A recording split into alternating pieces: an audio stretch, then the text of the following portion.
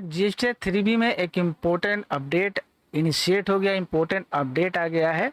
अब ये जो अपडेट है वो है लॉकिंग को लेकर। आपको पता होगा कि पिछले साल से ही अक्टूबर महीने से ही गवर्नमेंट इंटीमेट कर रही है कि जीएसटी 3B जो है अब हार्ड लॉकिंग होने वाला है, यानी कि जितना भी वहाँ पे ऑटो रिफ्लेक्ट होता है, टेबल 3.1 बोलिए, टेबल 4 बोलिए, ये अभी ऑटो रिफ्लेक्ट होता है। तो धीरे धीरे क्या है, GST 3B total locking phase में जाएगा। इसके लिए उन्होंने पहले भी बहुत से एडवाइजरी दी हुई है, लेकिन किसी कारण इम्प्लीमेंट नहीं हो पाया था क्योंकि पोर्टल उस समय अवेलेबल नहीं था। तो आज के डेट में भी एक 7 तारीख के डेट में एक लेटेस्ट अपडेट एडवाइजरी निकल कर आई है और इसमें बोला गया है, इसमें रेफरेंस दिया गया है पिछले 2 एडवाइजरी का जो कि जीएसटी पोर्टल पर दिया गया था। 17 अक्टूबर का 2024 की बात है ये, और जनवरी 27 2025 का, जिसमें बोला गया था कि जनवरी 2025 से जो है जीएसटी 3B जो है लॉक किया जाएगा। लेकिन पोर्टल तैयार नहीं था, लॉकिंग नहीं हो पाई थी। लेकिन फाइनली अब जुलाई 2025 के जीएसटी के रिटर्न से जीएसटी 3B जो है लॉकिंग फेज में जा रहा है, लॉक होने वाला है। कौन सा टेबल लॉक होगा, लॉक होने के बाद अब कैसे आप एडिट कर पाइएगा अपने इनवॉइसेस को, और क्या सिनेरियो होने वाला है, सारा कुछ डिटेल में बताएंगे। वीडियो में बने रहिएगा ताकि अंत तक, ताकि हर एक चीज़, हर एक स्टेप आपको समझ में आ सके कौन सा टेबल लॉक होने वाला है, और लॉक होने के बाद अगर कोई करेक्शन करना पड़े तो कैसे करिएगा, और इसका सिनेरियो क्या होने वाला है। लाइक शेयर करिए, चैनल को सब्सक्राइब कर लीजिए ताकि वीडियोस का नोटिफिकेशन आपके पास रेगुलर पहुंचती रहे। जैसे कि जीएसटी 3B में अभी हम स्क्रीन पे देख पा रहे हैं, जीएसटी 3B में हम लोग यहाँ पर है और यहाँ पे जितने सारे टाइल्स है, जिसमें से आपको पता है 2 टाइल्स मेन है जो कि ऑटो पॉपुलेट हो रहा है आज के डेट में भी। तो आज के डेट का सिनेरियो क्या है, 3.1 जो टेबल है जो कि आउटवर्ड सप्लाई का टेबल है, जिसमें कि जीएसटी 3B से जो डाटा है ऑटो पॉपुलेट होता है। कौन सा, जीएसटी 1 से। जीएसटी 1 हो गया जिसमें आपको आउटवर्ड सप्लाई का डिटेल डालते हैं। जीएसटी 1 में जितना भी आप लाइबिलिटी डालते हैं वो ऑटो पॉपुलेट होता है जीएसटी 3B के 3.1 टेबल में, टैक्स ऑन आउटवर्ड सप्लाई में। और टेबल 4 हो गया एलिजिबल आईटीसी का। ये दोनों टेबल जो है ऑटो रिफ्लेक्ट होता है।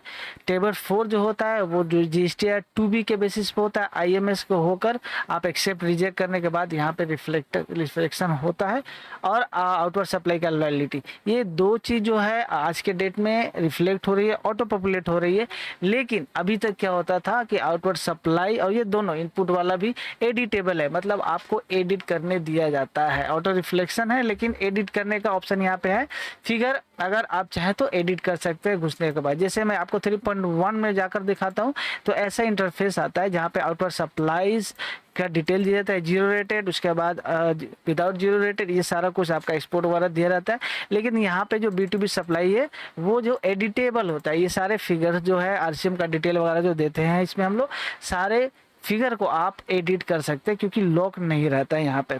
अब जो अपडेट आया है और जो जुलाई 2025 के मंथ का जो रिटर्न होगा, जिसका रिटर्न आप 3B अगस्त में भरिएगा 20 तारीख से पहले, उसमें अब आपको ये वाला टेबल यानी कि 3.1 जो है वो लॉक मिलेगा, फ्रीज कर दिया जाएगा, अनएडिटेबल होगा, यानी आप उसे एडिट नहीं कर पाइएगा।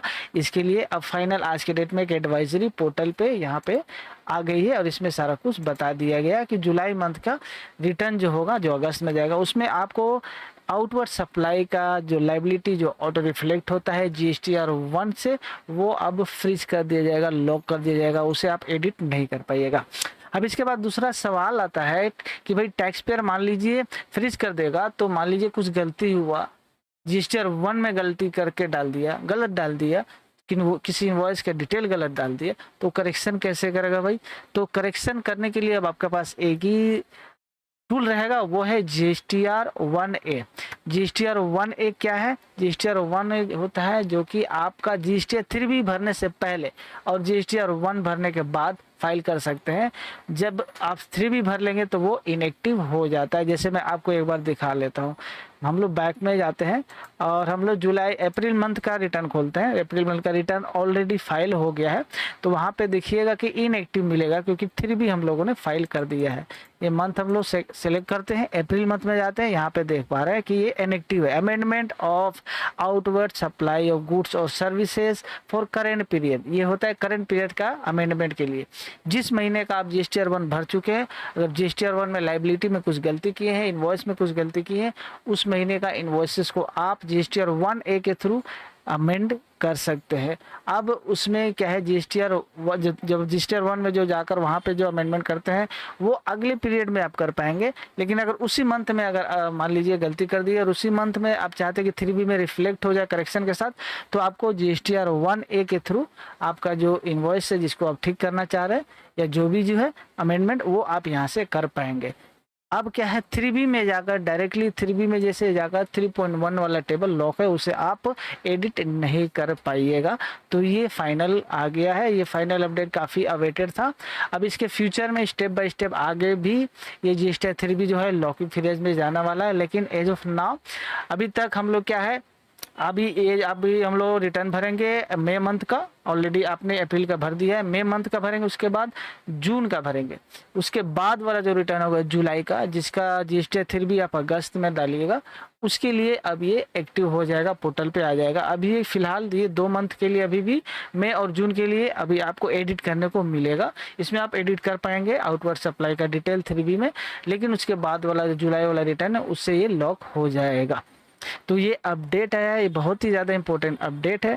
अपडेट कैसा लगा आप कमेंट में ज़रूर बताइएगा। इससे आपको फ़ायदा होगा नुकसान वो भी ज़रूर लिखिएगा। वीडियो अगर अच्छी लगी तो लाइक शेयर कर दीजिएगा ज़्यादा से ज़्यादा, और चैनल के साथ बने रहने के लिए चैनल को सब्सक्राइब कर लीजिए ताकि ऐसे वीडियोज़ का नोटिफिकेशन आपके पास रेगुलर पहुँचती रहे।